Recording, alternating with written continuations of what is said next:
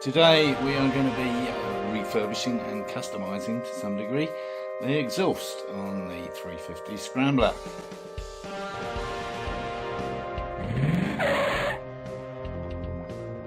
Kicking off with a little cleaning and preparation. Obviously we're going to paint them matte black, so the surface needs to be as good as possible, clean and ready to accept the paint.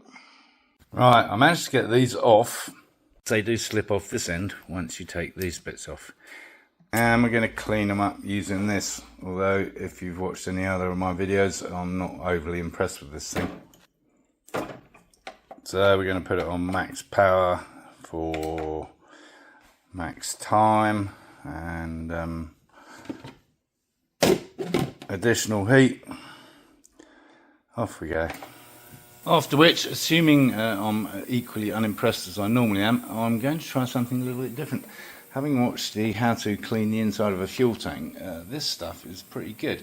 So I'm going to pour some of that in there, not turn it on or anything, but it's just the right kind of size, and leave them in there for about 24 hours. Because it's mildly acidic, so it should burn off stuff. Then we'll pop them in the dishwasher and job's a good one. Right, let's see what these look like. A little bit better, for sure. Okay. Not bad, I have to say. They weren't bad to start with. These, yeah, not so much. Probably end up doing these with a wire brush. Well, I would say they're even cleaner. Yeah. Seems like the vinegar trick is quite good. We are derusting. Well, certainly an improvement. I think some of that orange is actually kind of heat stuff. Yeah, definitely better. Not quite as impressive as the adverts make out, but got a lot of it off. Little sanding and paint that up.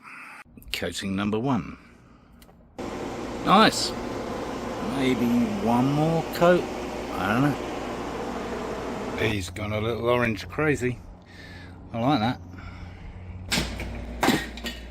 And mufflers part 2. Yeah. We'll strip off the masking and see what it looks like. I think they're going to look cool. Lovely. On a side note, I was a little worried about these carburetors because, or air filters for them at least, because as you can see they're pretty damn big. They're 58mm and they're real close to that centre frame.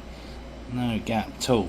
So your conventional kind of pods ain't going to fit. However, what I found in the box of goodies were these. Now, obviously they weren't painted orange, but let's try these on. They worked when I test fitted them. Well, they look rather cool and they fit, and they kind of tie in with that, which I've also test fitted. Yeah, like that.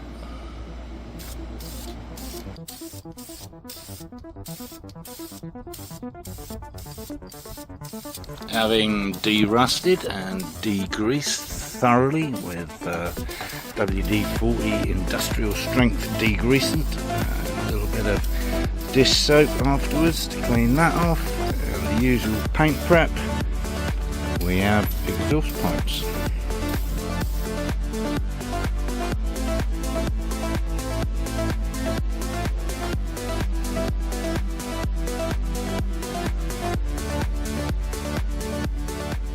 So once they're dry, I guess we can start bolting it back together, which will be exciting. Except that I'm not overly happy with these, to be honest. Nah. That duplicolour stuff, anodized stuff, not brilliant, I have to say. Bit disappointing. So I've ordered some, I think it's HVT. I've used their paints before, they're very good. It's a burnt copper, which I hope will kind of tie in with everything else, so we'll be painting these up again. Well, it arrived, my HVT or VHT, and it's better for sure, but still the wrong colour. but I have a gunning plan. So there we are, a nice solid coat of VHT. Now what? Well, we're going to try some of this on top. Kind of worked. Certainly better. Certainly better than it was. I think that's the job done.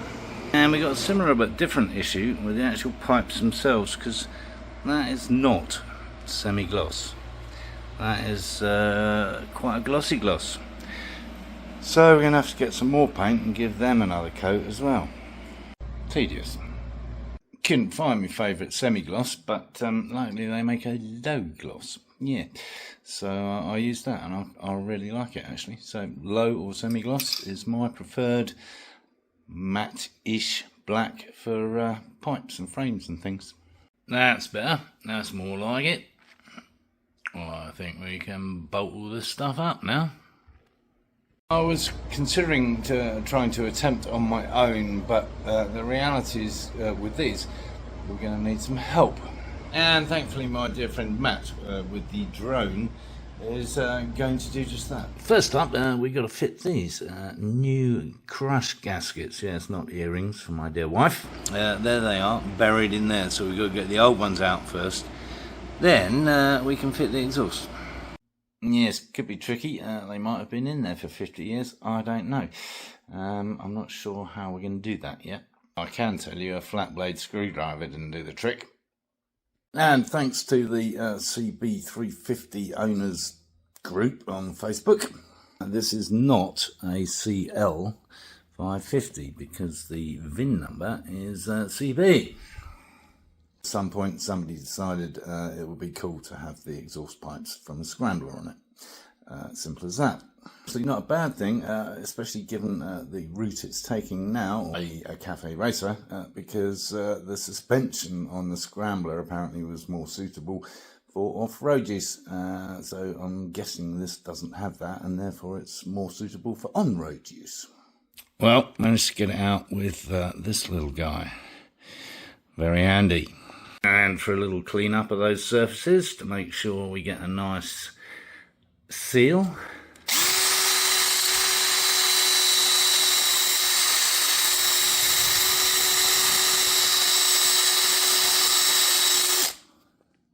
Yeah, quite a lot of shit in there. And just a few little dobs of that to hold them in place, because there's enough juggling going to be going on with those bits and those bits and those bits. This is why we need more than one pair of hands. Right, they're in place. So, with the help of my friend Matt, the pipes are back on, initially at least. And we were so busy doing it and making sure we got everything correct that we completely forgot to video it. But I've got to be honest, as I said, I don't think you can do it on this bike on your own. You really need somebody to help. So even when we'd kind of got them in place and tightened them up, we had to loosen them off again, jiggle them around a bit to make sure they were all just so. That was part of the jiggling around, actually, to be honest. We had to make sure that the gap between this and this particularly was sufficient to allow fitting the muffler. Anyway, next up is the heat shields, which I will video, and then finally, of course, the mufflers. Yes, these glorious things look like missiles, don't they? And there's one of the heat shields in place. So the hose clips they came with are massive, right? I've used these ones that I happen to have kicking around, but even those are too big, honestly. But they tuck in nicely behind the shield, so that's kind of okay. So one on, one to go. I'm going to try and put it where those brackets are. Cover those up, and then we can put the mufflers on. And number two. Lovely. Cool. And there we have it. One complete exhaust system. Rather sweet, I think. I hope you like it as much as I like it. I think the orange accents are rather nice.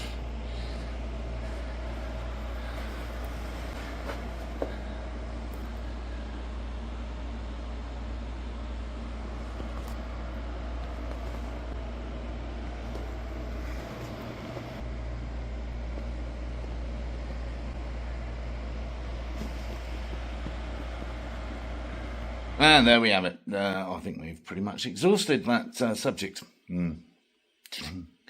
So, as usual, thanks for watching. If you thought it was any good, give it a thumbs up. Do subscribe down here if you haven't already. And, of course, encourage others to watch my lunacy.